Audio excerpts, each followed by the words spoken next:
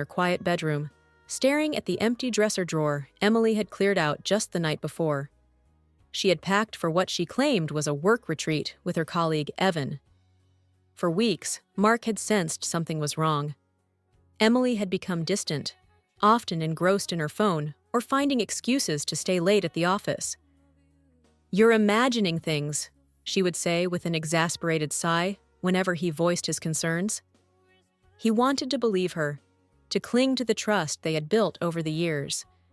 But 3 days into her trip, Mark's world unraveled. His phone buzzed late at night. It was a text from a coworker who had recently vacationed in the same area Emily was visiting. "Hey, Mark, I wasn't sure if I should say anything, but I saw Emily today. She wasn't alone. She was with that guy Evan, holding hands like a couple. Thought you should know." Attached to the message were blurry photos of Emily and Evan on a beach, laughing and walking arm in arm. She wasn't wearing her wedding ring. Mark stared at the screen, his chest tightening with every passing second. His hands trembled as he zoomed in on the photos, desperately searching for an explanation other than the obvious. But the evidence was undeniable. Emily, his wife of 6 years, was betraying him. He didn't sleep that night. His mind raced with memories of their relationship, every happy moment now tainted by the bitter taste of betrayal. 6 years ago, Mark had met Emily on an otherwise ordinary day. She had accidentally spilled her latte on his shirt in a bustling coffee shop, and what should have been an awkward moment turned into the beginning of something magical. They laughed it off, exchanged numbers, and within weeks, they were inseparable. Emily had a way of lighting up any room she entered. Her wit, charm, and warmth drew people to her, and Mark had fallen hard. Their love grew quickly, leading to a picturesque proposal at sunset on a hill overlooking the city. Their wedding was the happiest day of Mark's life. Surrounded by friends and family, they vowed to love and cherish each other through thick and thin. They were the couple everyone admired, the ones who seemed destined to grow old together. But as the years went on, life began to weigh them down. The excitement of newlywed bliss faded into the mundane routines of daily life. Still, Mark never doubted Emily's love, until now. The first crack in their relationship began with Mark's health. His long hours at a desk job, combined with a lack of exercise, led to significant weight gain. At first, Emily had been supportive, encouraging him to make healthier choices. "Let's try yoga together," she'd suggest, or, "How about we go for a hike this weekend?" But as the pounds crept on, her patience wore thin. The gentle nudges turned into sharp jabs. "You really need to do something about this, Mark," she said one evening, eyeing the second helping of dinner he'd served himself. Mark felt ashamed, but also defensive. He tried to diet, even joined a gym for a brief period, but the stress of his job and Emily's growing distance made it difficult to stay motivated. He could feel her resentment every time she looked at him. Intimacy became rare, and their conversations grew shorter. One night, Emily blurted out, "You're not the man I married, Mark. I don't even recognize you anymore." The words stung more than he cared to admit, but he didn't know how to fix things. Emily's mother, Judith, had always been a thorn in Mark's side. From the day they met, she made it clear she thought her daughter could have done better. "Emily deserves someone who can keep up with her," she had said once, not bothering to hide the disdain in her voice. Judith had always meddled in their relationship, but Mark never imagined she would stoop so low. One evening, Mark returned home early from work, only to hear Emily on the phone with her mother. The words he overheard made his blood run cold. "Mom, I don't know what to do anymore," Emily sighed. "Mark is so different now. It's like he's given up on himself." Judith's reply was dripping with venom. "Darling, you don't have to settle for this. Evan is perfect for you. Successful, handsome, and young. A real man.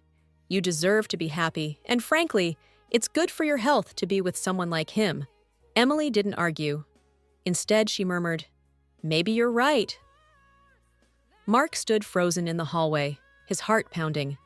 His wife and mother-in-law were openly discussing replacing him, as if he were a broken appliance. The breaking point came a week later. Mark arrived home earlier than expected and heard Emily talking on the phone in the living room. "Yes, Mom, it was amazing," she said with a laugh. "Evan understands me in ways Mark never could." Mark felt his knees buckle as her words sank in. She wasn't even trying to hide it anymore.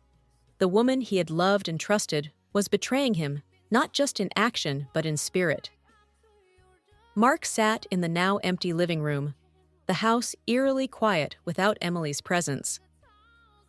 That night, Mark made a decision. The divorce papers were signed and left on the dining table, changed the locks, and her belongings packed into boxes that had already been picked up by a courier. She didn't fight him on the separation. Maybe she was relieved it was over. The first few weeks after she left were the hardest. Nights stretched on endlessly as Mark replayed every moment of their relationship, wondering where it had gone wrong. His mind lingered on the betrayal. Not just hers, but Judith's as well. The people he had trusted most had conspired to dismantle his life. Mark's first act of reclaiming his independence was deleting every trace of Emily from his world. Photos, messages, and even small trinkets she had gifted him over the years were boxed away. He wasn't ready to throw them out just yet, but he couldn't bear to see them. Work became his sanctuary. He threw himself into projects, often staying late to avoid coming home to the crushing silence. Friends reached out, but he found himself pushing them away, unwilling to explain the depth of his pain. Months turned into years, and slowly, Mark began to rebuild. Therapy helped him untangle the web of emotions he had buried. He started jogging in the mornings, first for a few minutes, then gradually increasing the distance. He joined a local cooking class, learning to prepare healthy meals that fueled his weight loss journey. Each small victory felt like a step toward reclaiming his life. 5 years passed, and Mark had become almost unrecognizable, both physically and emotionally. He was leaner, healthier, and more confident than he had been in years. The self-doubt that had plagued him during his marriage had given way to a quiet strength. He had also found joy in new hobbies. Gardening became a peaceful escape, and his home was now surrounded by vibrant flowers and lush greenery. He adopted a rescue dog named Max, whose boundless energy and unconditional love brought laughter back into his life. Mark also reconnected with old friends, finally letting them into his world again. They were amazed by his transformation and proud of how far he had come. Despite everything, he rarely thought about Emily. When her memory did surface, it was like a distant echo, faint and devoid of the sting it once carried. Life was good. He had built a new version of himself, stronger and wiser than before. But life has a way of testing even the strongest foundations. It was a crisp autumn morning when the doorbell rang unexpectedly. Mark opened the door to find Emily standing there, a sight that left him speechless. She was almost unrecognizable. Her once luxurious hair was shaved down to a buzz cut, her face pale and drawn. She looked fragile, a shadow of the confident woman he had once known. "Mark!" she whispered, her voice trembling. "I need to talk to you." Mark's instinct was to slam the door shut, but something in her eyes stopped him. They were filled with regret, desperation, and a hint of fear. Against his better judgment, he let her in. Emily stood awkwardly in the living room, her eyes scanning the space as if searching for remnants of their past life together. But the house was different now, clean, vibrant, and devoid of her influence. Emily began to speak, her words tumbling out in a rush. She admitted to everything: the affair with Evan, her complicity in Judith's schemes, and the lies she had spun to justify her actions. "I thought I was doing what was best for me," she confessed, tears streaming down her face. "But it destroyed everything that mattered." She explained how her life after their divorce had unraveled. Evan had left her after a few months, and her relationship with Judith had soured when her mother's controlling ways turned on her. Emily had spiraled into depression, losing her job and eventually her home. "When I hit rock bottom, I realized what I had done," she said, her voice breaking. "I ruined the one person who truly loved me." Mark listened in silence, his emotions a whirlwind of anger, pity, and disbelief. When she finished, she looked at him with pleading eyes. "I know I don't deserve it, but I need your forgiveness." Mark stood, his jaw clenched. "Forgiveness isn't something you can demand," he said, his voice calm but firm. "It's earned, and frankly, I'm not sure I have any left to give you." Emily left that day without the reconciliation she had hoped for, but Mark felt a sense of relief. Her visit, while painful, had given him the closure he didn't realize he needed. In the days that followed, he reflected on their conversation. He didn't forgive her, not fully, but he also didn't hate her anymore. She was a broken person who had made terrible choices, and while he couldn't change the past, he could choose not to let it define his future. Mark's story didn't end with a dramatic reunion or a vengeful triumph. Instead, it ended with peace. He continued his journey of self-discovery, using the lessons from his past to build a brighter future. The experience taught him the importance of self-worth, resilience, and the power of letting go. And in the end, Mark found what he had been searching for all along, not in Emily, but within himself. This story serves as a powerful reminder that betrayal, though devastating, can be the catalyst for personal growth and self-discovery. It underscores the importance of self-respect and the courage to walk away from relationships that no longer honor your worth.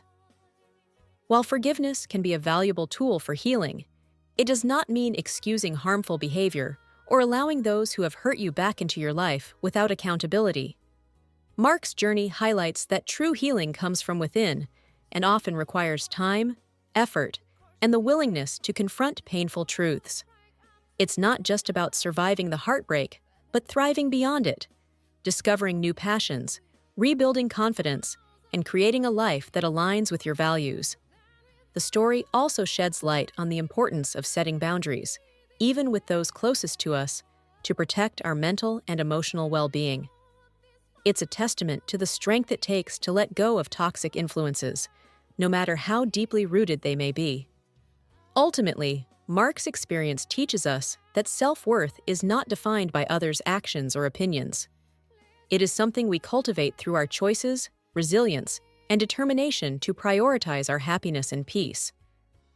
Life's challenges, no matter how painful, are opportunities to grow stronger and wiser, paving the way for a future built on self-love and inner strength. Thank you for watching, and if you haven't subscribed to my channel yet, please do so and press the notification bell. This way, you'll stay updated with more shocking real-life stories.